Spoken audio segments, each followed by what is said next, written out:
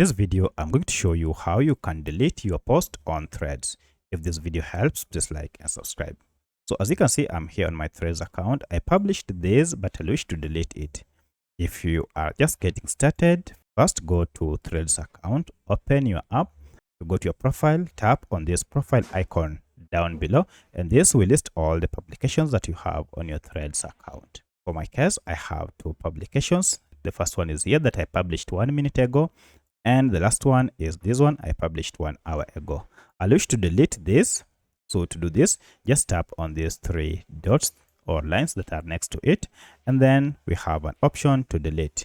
To delete it, tap on delete, and here you are told if you delete this post, you won't be able to restore it.